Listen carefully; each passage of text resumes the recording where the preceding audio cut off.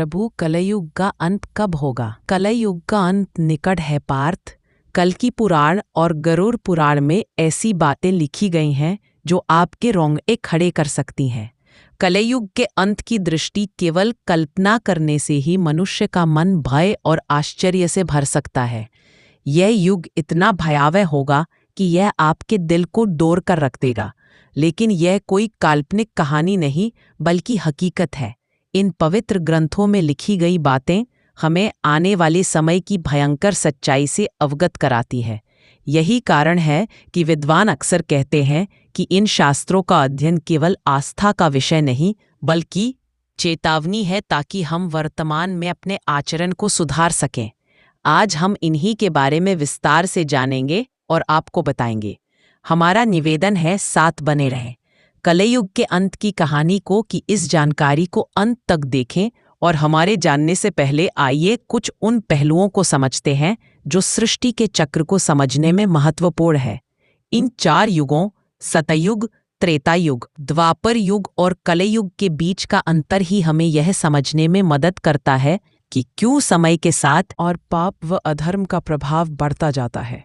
सबसे पहले हम उस कहानी को जानेंगे जो इन ग्रंथों में वर्णित है। इसके बाद हम आपको वे सभी मनोरंजक और भयावह दृश्य बताएंगे जो कलयुग के अंत में घटित होंगे। इन कथाओं में न केवल भविष्य का चित्रण है, बल्कि पह संदेश भी है कि इंसान को कैसे अपने विचारों और साथ बने रहे, क्योंकि यह यात्रा न केवल कर्मों पर नियंत्रण रखना चाहिए तो हमारे ज्ञानवर्धक होगी, बल्कि आपको गहराई से सोचने पर भी मजबूर करेगी। हिंदू शास्त्रों में कलयुग की आयु 4380 वर्ष मानी गई है। यह विवरण भागवत पुराण, विष्णु पुराण, लिंग पुराण और बटगुण पुराण वश में मिलता है। कलयुग की शुरुआत महाभारत युद्ध के बाद द्वापर युग के अंत में मानी जाती है। वर्तमान में लगभग 5000 वर्ष बीत चुके हैं और अभी भी लगभग 4027 वर्ष शेष हैं। इन ग्रंथों में कलयुग के लक्षण, मानव व्यवहार और इसके अंत के संकेतों का वर्णन किया गया है, जो हमें इस युग की चुनौतियों के प्रति सचेत करते हैं। चलिए बिना किसी देरी के सुनते हैं कलयुग के अंत की पवित्र कथा। महाभारत के युद्ध की समाप्ति के पश्चात जब धर्मराज युधिष्ठिर हस्तिनापुर के सिंहासन पर आसीन हुए, उनके मन में सृष्टि के भविष्य को लेकर अनेक प्रश्न और चिंताएं उत्पन्न हुई। द्वापर युग अब समाप्ति की ओर था और कलयुग के आगमन के संकेत स्पष्ट रूप से दिखाई देने लगे थे। युधिष्ठिर को यह भय सता रहा था कि आने वाले युग में मानव जीवन का स्वरूप क्या होगा, धर्म की स्थिति क्या रहेगी और सत्य का क्या हश्र होगा। उनके मन में यह भी प्रश्न उठ रहा था कि क्या आने वाले लोग धर्म और अधर्म में भेद कर पाएंगे या केवल मोह और लोभ में फंस जाएंगे। इस चिंता का समाधान पाने के लिए उन्होंने अपने चारों भाइयों भीम, अर्जुन, नकुल और सहदेव के साथ भगवान श्री कृष्ण से परामर्श करने का निश्चय किया। युधिष्ठिर ने अपने भाइयों को बुलाया। अर्जुन, जो हमेशा युद्ध के लिए तत्पर रहते थे, निश्चिंत स्वर में पूछा, है बड़े भ्राता, आप इतने व्याकुल क्यों हैं? क्या कित्ती शत्रु ने हस्तिनापुर पर आक्रमण करने का दुस्साहस किया है? यदि ऐसा है तो आप आज्ञा दीजिए, मैं अभी जाकर उसका नाश कर दूंगा। युधिष्ठिर ने गहरी सांस लेते हुए कहा, हे अर्जुन, मैं तुम्हारे पराक्रम से भली भांति परिचित हूं। इस पृथ्वी पर कोई भी रात्र इतना साहसी नहीं कि हस्तिनापुर पर आक्रमण का विचार भी करे। मेरी चिंता किसी बाहरी शत्रु से नहीं, बल्कि कलयुग के आगमन से है। मुझे यह भय सता रहा है कि आने वाले समय के इतना भयंकर में मानव समाज किस दिशा में जाएगा, धर्म और सत्य की क्या स्थिति होगी। भीम, जो अपने बड़े भाई की हर चिंता में सहभागी होते थे, बोले, हे भैया, आपकी चिंता हमारे मन में भी भय और अनिश्चितता उत्पन्न कर रही है। कृपया हमें बताइए कि कौन सा संकट हमारे सामने है। युधिष्ठिर ने गंभीर स्वर में उत्तर दिया, हे भीम, तुम ठीक कहते हो, एक भयंकर संकट आने वाला है। मैं कलयुग के प्रभावों के बारे में सोचकर चिंतित हूँ, इसलिए मैंने निश्चय किया है कि हमें द्वारिकाधीश श्री कृष्ण के पास जाना चाहिए। केवल वही हमें इस चिंता से मुक्ति दिला सकते हैं। सभी पांडवों ने युधिष्ठिर की बात से सहमति जताई। अर्जुन ने कहा, आप सत्य कह रहे हैं भैया, श्री कृष्ण ही इस समय सबसे ज्ञानी और भविष्य दृष्टा है, हमें उनके पास जाना चाहिए।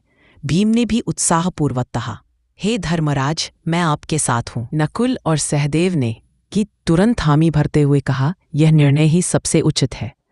इस प्रकार सभी पांडव द्वारिका की ओर प्रस्थान करने लगे। द्वारिका की पचित्र नगरी में पहुंचकर पांडवों का भगवान श्री कृष्ण ने हार्दिक स्वागत किया। युधिष्ठिर ने उनके चरणों में प्रणाम करते हुए कहा है कि गाव, आपको बारंबार नमस्कार, आप तो अंतर्ज्ञानी हैं। द्वापर युग अब समाप्त होने वाला है और कलयुग के संकेत स्पष्ट दिखाई देने लगे हैं। मैं ये जानना चाहता हूं कि कलयुग में मानव का स्वभाव और आचरण कैसा होगा, वह किन कर्मों में लिप्त होगा और मोक्ष प्राप्ति के लिए उसे क्या करना होगा। श्री कृष्ण ने मुस्कुराते हुए कहा, हे धर्मराज, आपकी जिज्ञासा अत्यंत उचित है। कलयुग के प्रभावों को समझाना न केवल आपके लिए बल्कि समस्त मानव जाति के लिए महत्वपूर्ण है, किंतु इसका उत्तर मैं सीधे शब्दों में नहीं दे सकता, क्योंकि इसे अनुभव के माध्यम से समझना अधिक आवश्यक है। युधिष्ठिर ने उत्सुकता से पूछा, हे माधव, आप जिस प्रकार की परीक्षा की बात कर रहे हैं उसके लिए हमें क्या करना होगा। वहां भयंकर और रहस्यमय वन है। उनमें यदि कोई असामान्य घटना या विचित्र दृश्य दिखाई दे तो उसे ध्यानपूर्वक देखना और लौटकर मुझे बताना। तभी आप कलयुग के रहस्य को भली भांति समझा पाएंगे। श्री कृष्ण की आज्ञा का पालन करते हुए पांडव अपने वातावरण बाहर से शांत प्रतीत हो रहा था। पांडव अलग अलग दिशाओं में निकल गए, ताकि को वहीं छोड़कर पैदल ही वन की ओर चल पड़े। किंतु भीतर एक रहस्यमय कंपन था, जैसे हर पेड़ और हर हवा कुछ कहना चाह रही हो, अधिक से अधिक अनुभव प्राप्त कर सके। युधिष्ठिर का अनुभव। युधिष्ठिर को एक घने देखा जिसके 2 सूंड थे। वह हाथी अपनी सोचने लगे कि यह असामान्य दृश्य क्या एक शांत और सुंदर वन में पहुंचे, जहां हर ओर हरियाली और पक्षियों की मधुर चहचहाट, पंखों पर वेदों की अर्चाएं लिखी हुई थी। यह और अंधकारमय वन में एक विचित्र दृश्य दिखाई दिया। उन्होंने एक विशालकाय हाथी दोनों सुंडों से बड़े बड़े वृक्षों को उखाड़ रहा था, मानो उसकी शक्ति असीमित हो।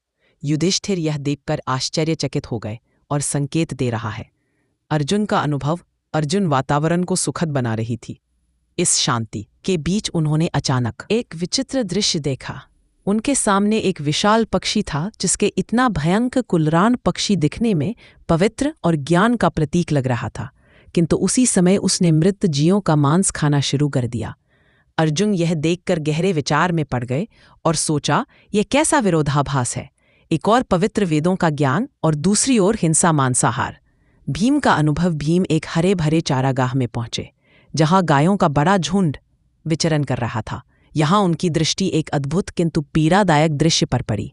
एक गाय ने अभी अभी एक बछड़े को जन्म दिया था और वह अपनी ममता में उसे जोर जोर से चाटने लगी, लेकिन अत्यधिक चाटने के कारण बछड़ा लहूलुहान हो गया। भीम स्तब्ध रह गए और उनके मन में विचार आया, यह कैसी ममता है जो अपने ही बच्चे को चोट पहुंचा रही है। सहदेव का अनुभव। सहदेव एक शांत जलाशय के पास पहुंचे, जहां 7 कुएं एक सीन में बने हुए थे। उन्होंने देखा कि 6 कुओं में जल भरा हुआ था, किंतु बीच का सबसे गहरा कुआं पूरी तरह से सूखा था। यह अजीब दृश्य देखकर सहदेव सोच में पड़ गए। आखिर यह संकेत किस ओर इशारा कर रहा है? क्यों सबसे गहरा कुआं, जो सबसे अधिक जल संग्रह करने योग्य होना चाहिए था, पूरी तरह खाली है? नकुल का अनुभव। नकुल एक पर्वतीय क्षेत्र की ओर बढ़े। ऊंचे ऊंचे पर्वतों पर घने और हरे भरे वृक्षों का सुंदर दृश्य देखकर उनका मन प्रसन्न हुआ, लेकिन अचानक उन्होंने देखा कि एक विशाल शिला पहाड़ से लुढ़क रही है। यह अपने रास्ते में आने वाले बड़े बड़े वृक्षों को बेरहमी से उखाड़ रही थी।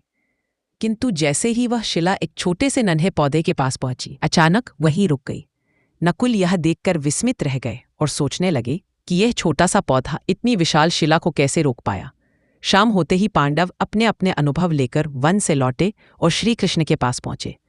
उन्होंने एक एक करके अपने देखे हुए दृश्यों को साझा किया।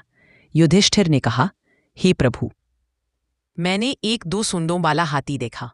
श्री कृष्ण मुस्कुराए और बोले, हे धर्मराज, यह दृश्य दर्शाता है कि कलयुग में शासक दोहरी चाल चलेंगे। वे ऊपर से धर्म और न्याय का दिखावा करेंगे, लेकिन भीतर से प्रजा का शोषण करेंगे। दोनों ओर से वे केवल अपने स्वार्थ साधेंगे। अर्जुन का अनुभव। अर्जुन ने कहा, प्रभु, मैंने एक पक्षी देखा जिसके पंखों पर वेदों की अर्चें लिखी थी, किंतु वह मांस खा रहा था। श्री कृष्णा ने उत्तर दिया, हे अर्जुन, कलियुग में विद्वान और पंडित कहलाने वाले लोग ज्ञान तो रखेंगे, किंतु उनके हृदय पवित्र नहीं होंगे। वेदों और धर्म का प्रयोग केवल धन और प्रतिष्ठा पाने के लिए करेंगे। उनका आचरण ज्ञान के विपरीत होगा। भीम का अनुभव। भीम ने कहा, प्रभु मैंने देखा कि एक गाम ने अपने बछड़े को इतना चांदा कि वह घायल हो गया। श्री कृष्ण ने कहा है, भीम, कलयुग में माता पिता का जति स्नेह बच्चों के लिए बंधन बन जाएगा। वे प्रेम तो देंगे लेकिन रोक देगा, ममता का अतिरेक भी। पीड़ा का वह प्रेम बच्चों को आत्मनिर्भर बनने से कारण होगा।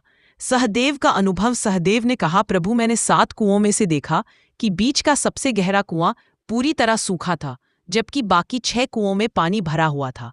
श्री कृष्ण ने कहा है, सहदेव, कलयुग में लोग बाहरी रूप से तो समृद्ध और धनवान दिखाई देंगे, किंतु उनके भीतर करुणा और सहयोग की भावना नहीं होगी।